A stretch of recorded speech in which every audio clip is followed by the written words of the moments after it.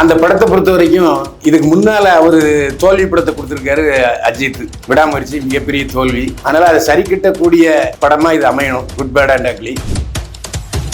Good bad and ugly வந்து நிச்சயமா அஜித் பேரை காப்பாற்ற வேண்டிய கட்டாயத்தில் இருக்கிற அஜித்.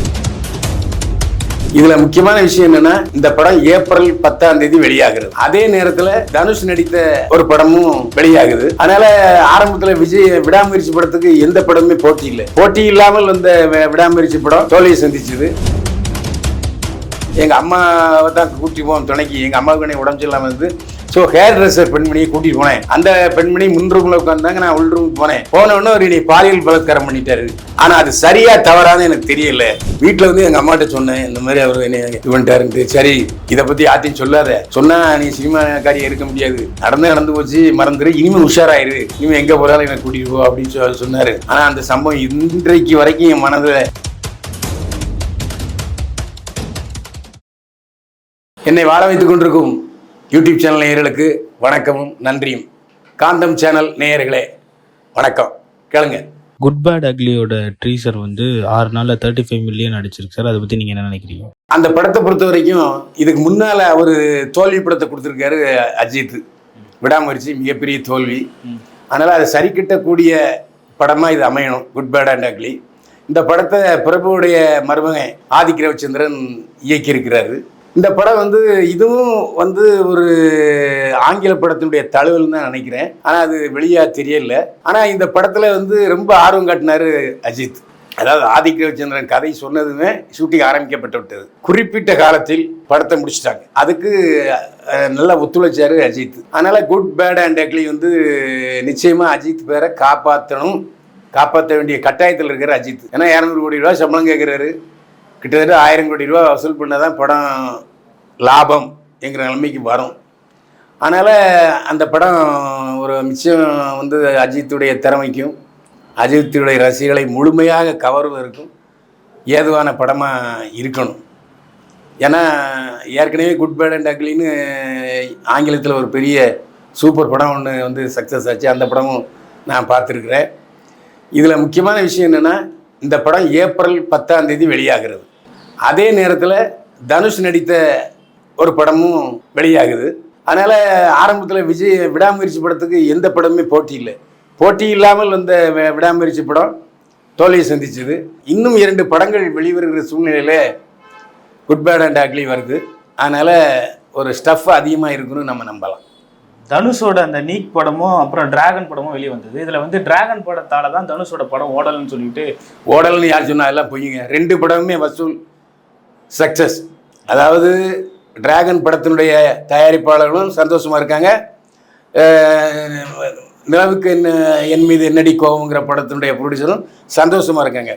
ஒரே நேரத்தில் 2 காதல் படங்கள் வந்துச்சு. 2 படங்களுமே சூப்பர் சக்ஸஸ். அதில் எந்த சந்தேகமே இல்லை. ஏன்னா அந்த நிலவுக்கு என்னடி கோவத்தில் தனுஷுடைய அக்கா மகன் பவிஷ் கதாநாயகன் நடிச்சிருக்காரு. அவரும் ரொம்ப அழகாக இருக்கார்.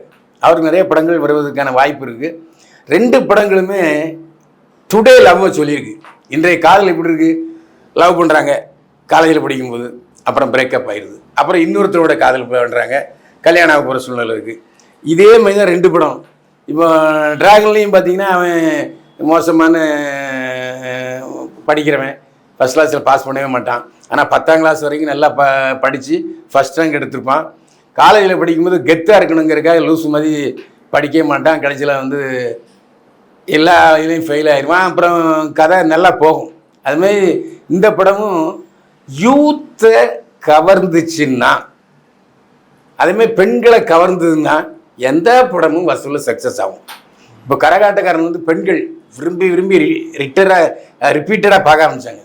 அதே மாதிரி நிலவுக்கு என்மையில் என்னடி கோவமும் சரி, டிராகனும் சரி, இந்த யூத்து இளைஞர்களும் இளம்பெண்களும் விழுந்து போய் படத்தை பார்த்தனால சக்ஸஸ் ஆகிடுச்சு. என்ன டிராகன் வந்து வசூலில் கொஞ்சம் கூட இருக்கலாம், நிலவுக்கு என்மையில் என்னடி கோவம் வந்து கொஞ்சம் குறைவாக இருக்கலாம். ஏன்னா அது வந்து already established hero Pradeep Ranganathan. அதனால் அது கொஞ்சம் ஓப்பனிங் இருக்கும்.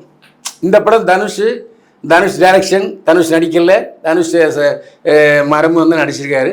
அப்போது கொஞ்சம் முத ஷோ பார்த்துட்டு வெளியே போய் நல்லா இருக்குன்னா தான் பசங்க வருவாங்க. அதனால் அது கொஞ்சம் வசூலில் பின்தங்கி இருக்கலாமே ஒழிய தோல்வி படம் அல்லவே இல்லை. பா விஜய் அவர்கள் வந்து கருப்புல இருந்து காவிக்கு மாறிட்டாருன்னு சொல்லிட்டு ஒரு செய்திகள் வருது, எப்படி பார்க்குறீங்க? அதாவது ஆரம்பத்தில் பா விஜய் வந்து திமுக ஆதரவாளர், டாக்டர் கலைஞருக்கு ரொம்ப வேண்டியவர். டாக்டர் கலைஞர் கதை வசனம் எழுதிய கப்பல் என்ற படத்தை அவர் தான் கதாநாயகனை நடித்து இயக்குனர். அந்த படம் சரியாக போகலை. அது கலைஞருடைய வசனம் பராசக்தி கணேசனுக்கு உதவிச்சு. அதுக்கப்புறம் ஜெய்சங்கருக்கும் உதவலை, ரவிச்சந்திரனுக்கும் உதவலை, அதே மாதிரி இப்போது சந்திரசேகருக்கும் உதவலை, பா விஜய்க்கும் உதவலை. அது என்ன காரணம் எனக்கு தெரியாது. அப்படிப்பட்ட சூழ்நிலையில் அவர் வந்து ஒரு 3 வருஷம் எங்கே இருக்காருன்னே தெரில. அதாவது பாடல் எழுதலை, சினிமாவுக்கு என்ன செய்கிறார் பா விஜய் அப்படிங்கிற மாதிரி ஒரு கேள்வி எழுந்த சமயத்தில் இந்த அகத்தியாங்கிற படம் வந்துச்சு. கதை வசனம் டைரக்ஷன் பா விஜய். இந்த படத்தில் அவர் நடிக்கலை. இவருடைய இயக்கத்தில் ஜீவா, அர்ஜுன் ஆகியோர் நடிச்சிருக்காங்க. படம் வந்து கொஞ்சம் ஓப்பனிங் இருந்துச்சு. ஏன்னா அர்ஜுனுக்கும் ஓப்பனிங் உண்டு, ஜீவாவுக்கும் கொஞ்சம் ஓப்பனிங் உண்டு. ஆனால் ஜீவாவுக்கு இதுக்கு முன்னால் வந்த படங்கள் புறம் போகும்.